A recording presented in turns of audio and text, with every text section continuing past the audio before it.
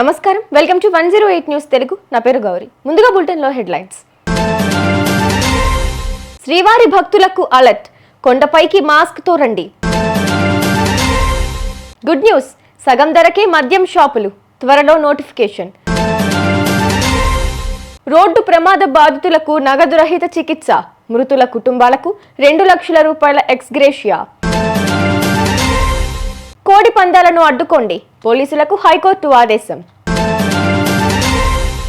ప్రపంచవ్యాప్తంగా హిందువులు వైకుంఠ ద్వార దర్శనంపై మాట్లాడుతున్నారని టీటీడీ చైర్మన్ బిఆర్ నాయుడు పేర్కొన్నారు. 10 రోజుల పాటు వైకుంఠ ద్వార దర్శనాలకు అన్ని ఏర్పాట్లు చేశామని తెలిపారు. ఈ నెల 10న ఉదయం 4:30 గంటలకు ప్రోటోకాల్ దర్శనాలు, 8 గంటలకు సర్వదర్శనం ప్రారంభం కానున్నట్లు చెప్పారు.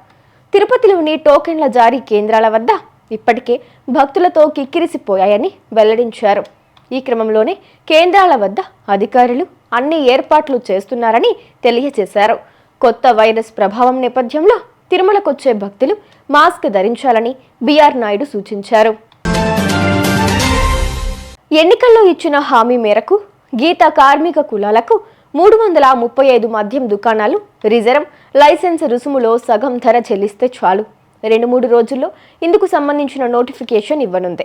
ఇందులో భాగంగా శెట్టి బలిజ, ఈడిగ, గౌడ, యాత, గౌడ్, శ్రీశయన, సెగిడి, గౌండ్ల, గామళ్ల కులాలకు మొత్తం 335 మద్యం దుకాణాలను రిజర్వ్ చేశారు.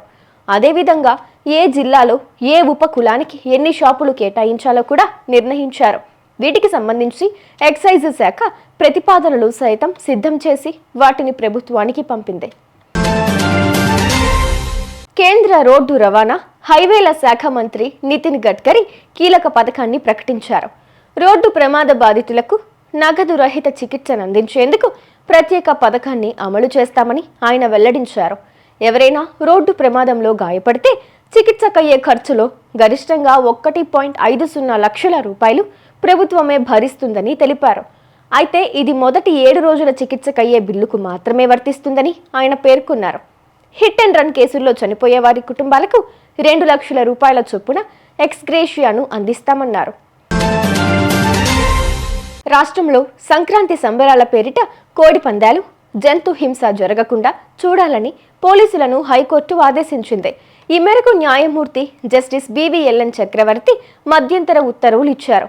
ఉభయ గోదావరి జిల్లాలో కోడి పందాలు, జూదం, అక్రమ మద్యం విక్రయాలను నిలువరించాలంటూ జి వెంకటరత్నం, మరో 2 చేగొండి శ్రీనివాస్ హైకోర్టులో వేరువేరుగా వ్యాజ్యాలు దాఖలు చేశారు.